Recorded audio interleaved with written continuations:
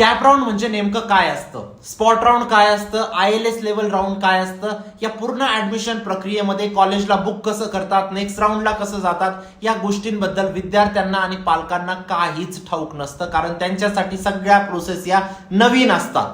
ठीक आहे, तर नमस्कार विद्यार्थी मित्रांनो आणि पालकांनो, आजचा हा व्हिडिओ याच टॉपिक वरती आहे बाळांनो. तुमचे कॅप राऊंड केव्हा होणार आहेत, कॅप राऊंड म्हणजे काय असतं, स्पॉट राऊंड म्हणजे काय असतं, ILS लेवल राऊंड म्हणजे काय असतं, तुमचा निकाल केव्हा लागणार आहे, निकाल लागल्यानंतर काय तुमची प्रक्रिया होणार आहे, ती पूर्ण प्रोसेस मी तुम्हाला शॉर्ट मध्ये या व्हिडिओमध्ये सांगणार आहे बाळांनो. प्रत्येक विद्यार्थी व्हिडिओला पूर्ण बघेल, मध्ये मध्ये स्किप नाही करणार आणि चॅनलला नक्की सबस्क्राईब करा. जोपर्यंत तुमचं एक बेस्ट कॉलेजमध्ये ऍडमिशन निघून जात बाळांनो, तोपर्यंत मी तुमच्या सोबत असेल या गोष्टीची मी तुम्हाला खात्री देतो. महाराष्ट्राच्या प्रत्येक विद्यार्थ्याला एक चांगल्या कॉलेजमध्ये ऍडमिशन मिळवून द्यायचंय. प्रॅक्टिकली ते पॉसिबल नाहीये, पण ऍटलीस्ट माझ्या चॅनलशी जुडलेले जेवढे विद्यार्थी आहेत त्यांना एक चांगल्या कॉलेजमध्ये ऍडमिशन नक्कीच मिळवून द्यायचंय. म्हणून नक्की चॅनलला सबस्क्राईब करा आणि व्हॉट्सअप ग्रुपला जॉईन करा. लिंक डिस्क्रिप्शन बॉक्समध्ये टाकलेली आहे बाळांनो. कॅप राऊंडशी रिलेटेड सगळ्या छोट्या छोट्या अपडेट, सीईटी सेल कडून काही आलं सगळ्यात पहिले आपल्याला व्हॉट्सअप ग्रुपला येतं, म्हणून व्हॉट्सअप ग्रुपला लगेच जॉईन करा. फुल होईल त्याआधी जॉईन करा.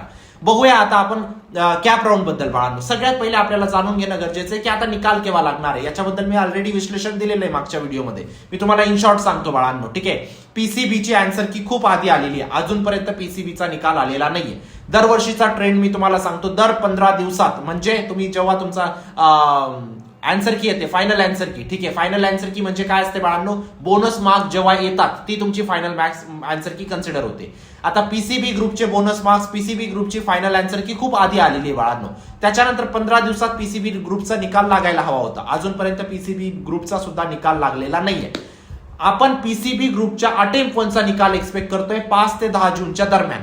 अटेम्प्ट 2 चा निकाल एक्सपेक्ट करतोय पीसीबी ग्रुपचा 11 ते 15 जूनच्या दरम्यान. पीसीएमच्या अटेम्प्ट 1 चा निकाल आपण एक्सपेक्ट करतोय 11 ते 15 जूनच्या दरम्यान. ठीक आहे, तो पण सेमच टाइमाला लागेल. आणि अटेम्प्ट 2 चा आपण निकाल एक्सपेक्ट करतोय बाळांनो 15 ते 20 जूनच्या दरम्यान, कारण अटेम्प्ट 1 ची आन्सर की तुमची 29 मे ला आलेली आहे. 29 मे नंतर आपण 15 दिवस कन्सिडर केलं तर 13-14 जून पर्यंत तुमचा निकाल लागायला पाहिजे अटेम्प्ट 1 चा. आणि अटेम्प्ट 2 ची अजून सुद्धा फायनल आन्सर की म्हणजे बोनस मार्क्स अजून सुद्धा आलेले नाहीत बाळांनो. आज उद्यामध्ये जर आले तर तुम्ही 15 दिवसात कन्सिडर करा तुमचा निकाल, म्हणजे 20 जूनच्या आत तुमचा निकाल लागून जाईल बाळांनो. ठीक आहे, हे झालं तुमचा निकालाबद्दल बाळांनो.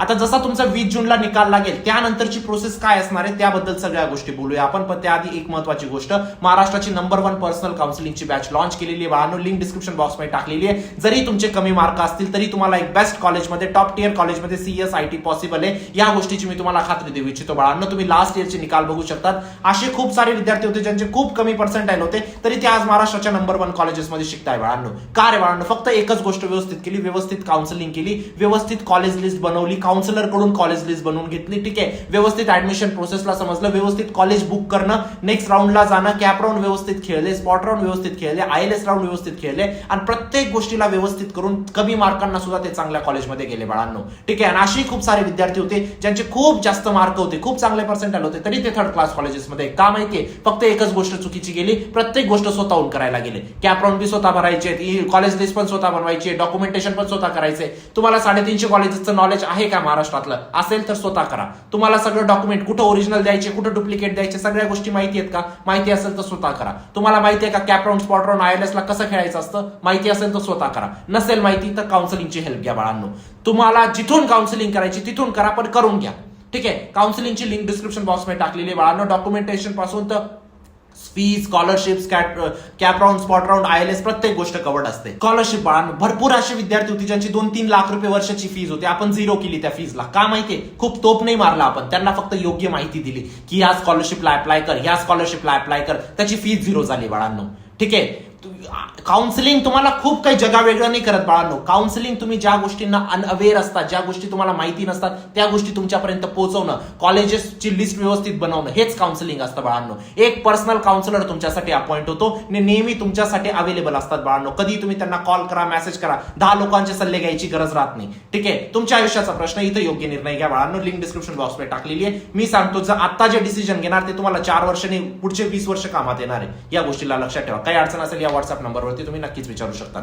बघूया आता आपण 20 जूनला समजा निकाल लागला. निकाल लागल्यानंतर काय प्रोसेस होईल? लगेच निकाल लागल्यानंतर 25 तारखेपर्यंत तुम्हाला डॉक्युमेंट अपलोड करण्याचं ऑप्शन ओपन होऊन जाईल बाळांनो. म्हणजे तुमचे जे डॉक्युमेंट आहेत, 12वीचं मार्कशीट, 10वीचं मार्कशीट, तुमचं कास्ट सर्टिफिकेट, कास्ट व्हॅलिडिटी, जे पण डॉक्युमेंट आहेत ते तुम्हाला ऑनलाईन स्कॅन करून अपलोड करायचे असतील सीईटीच्या वेबसाईटवरती. किंवा तुम्ही ऑफलाईन सुद्धा एका नियरेस्ट SC सेंटरला जाऊन सगळे डॉक्युमेंट्स व्हेरीफाय करू शकतात बाळांनो. ठीक आहे, दोघं फिजिकल पण मोड ऑन असतो आणि ऑनलाईन पण मोड ऑन असतो बाळांनो. मी तुम्हाला सजेस्ट करेन तुम्ही फिजिकल मोडने जायचं, एका दिवसात सगळे डॉक्युमेंट व्हेरीफाय करून आणा. गोष्ट समजलं? हे झालं document submission and document verification. हे कमीत कमी 15 दिवस चालतं निकालानंतर, म्हणजे 5 जुलैपर्यंत कसंही तुमचं document submission and document verification चालणार आहे बाळांनो. त्यानंतर काय होणार आहे, तुमचा ऑप्शन फॉर्म भरायचा आहे. तुम्हाला ऑप्शन फॉर्म भरायचा आहे म्हणजे तुम्हाला कॉलेज लिस्ट अपलोड करायची बाळांनो. जी पर्सनलाइज काउन्सिलर तुमची कॉलेज लिस्ट बनवून देणार आहे, तुमची किती पर्सेंटाईल, कोणती कॅटेगरी, कोणत्या सिटीमध्ये ऍडमिशन बघताय, कोणत्या ब्रांचमध्ये बघताय, या सगळ्या तुमचा रिक्वायरमेंट समजून प्रत्येक कॉलेजमध्ये चेक केलं जाईल आणि त्यानुसार पर्सनलाइज कॉलेज लिस्ट तुमची बनवणार आहेत काउन्सिलर. तीच कॉलेज लिस्ट तुम्हाला सीईटीला द्यायची, जेणेकरून कमी मार्क्सला पण एक चांगलं कॉलेज तुम्हाला अलॉट होईल. किंवा जर तुम्हाला नॉलेज असेल तुम्ही सुद्धा कॉलेज लिस्ट व्यवस्थित बनवू शकता. तीच आपल्या कॉलेज लिस्ट म्हणजेच तुमचा ऑप्शन फॉर्म असतो. ठीक आहे, तो तुमचा 5 जुलै पासून सुरू होऊन जाईल बाळांनो. त्यानंतर भरायला 7-8 दिवस देतात, ते 8 दिवस तुमच्याकडे असतात ऑप्शन फॉर्म भरायला.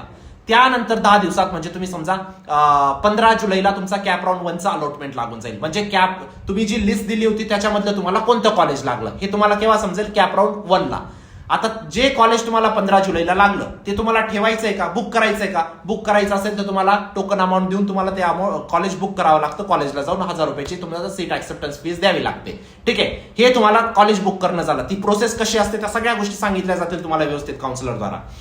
आता जर तुम्हाला वाटलं की हे कॉलेज माझ्यासाठी बेस्ट आहे, तुम्ही फ्रीज करा, बुक करा कॉलेजला. जर तुम्हाला वाटतंय की हे कॉलेज माझ्यासाठी बेस्ट आहे सर, पण मला आहे ना नेक्स्ट राऊंडला पण जायचंय, मला अजून चांगल्याची अपेक्षा आहे, तर हे काय करा, हे कॉलेजला होल्ड करा, फ्लोट करा म्हणजे एक जे भेटलेलं कॉलेज आपल्या खिशात ठेवणं आणि पुढच्या राऊंडला जाणं, दॅट इज कॉल्ड फ्लोट, सोप्या भाषेत, है ना. तर तुम्हाला जर फ्लोट करायचं असेल तुम्ही फ्लोटही करू शकतात. फ्लोटला पण तुम्हाला 1000-2000 रुपये फीस द्यावी लागते बाळांनो. फ्रीज कोणते विद्यार्थी करतात, समजा माझं घर इथं आहे आणि 1 किलोमीटरवरती कॉलेज आहे, ते पण चांगलं कॉलेज आहे. आता समजा मी COEPच्या बाजूला राहतो, मला COEP भेटलेलं आहे, मला ते फ्रीज करायचंय, मला अजून चांगला ऑप्शन नकोय, माझ्यासाठी COEP is the best option. मग मी काय करेल, फ्रीज करेल. तुम्हाला वाटतंय मी नाशिकला राहतोय, मला KK वाघ भेटलेलं आहे, ठीक आहे, पण मला आता चांगल्याची अपेक्षा आहे, मला COEPला जायचंय, मग ते काय असतं तुमचं, त्याला म्हणतात फ्लोट करणं. तिसरी एक कॉन्सेप्ट असते ऑटो फ्रीज. तुम्ही जे कॉलेज पहिल्या नंबरला टाकलं ते ऑटोमॅटिक बुक होऊन जातं, त्याला म्हणतात ऑटो फ्रीज. आता याच्याबद्दल पण डिटेलमध्ये आपण बोलूया, तुमचे काउन्सिलर पण तुम्हाला सांगतील. पण एवढं समजलं तुम्हाला, है ना.